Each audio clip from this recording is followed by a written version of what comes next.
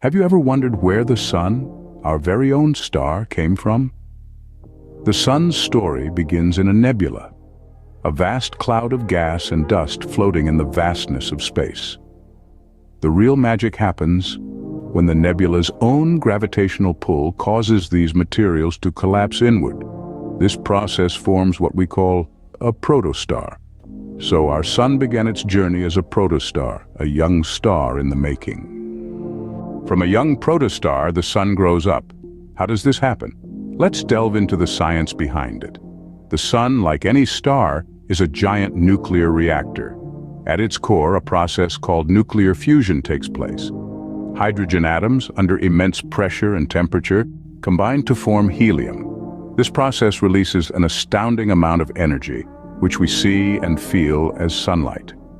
This phase of a star's life, known as the main sequence, is its longest and most stable period. During the main sequence, the star maintains a state of equilibrium. The inward pull of gravity is perfectly balanced by the outward push of radiation from nuclear fusion. And guess what?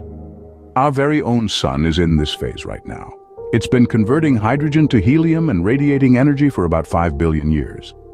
So, through nuclear fusion, our sun has been shining bright for about 5 billion years.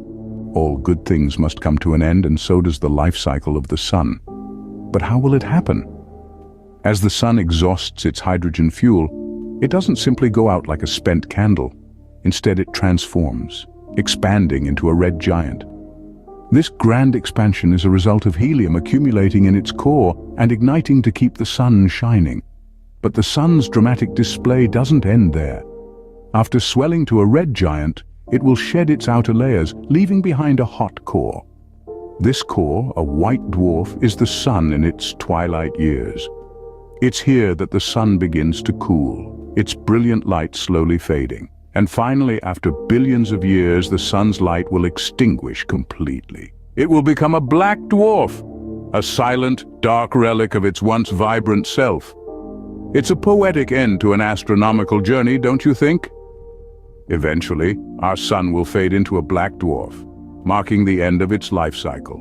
We've journeyed through the life of the sun, from birth to its eventual end. We've seen it emerge from a nebula, a cloud of gas and dust, entering the main sequence phase where it's powered by nuclear fusion. We've journeyed through its final stages, from a red giant to a white dwarf and ultimately a black dwarf. Next time you look up at the sun, remember the incredible journey it's been on and the journey it still has to go.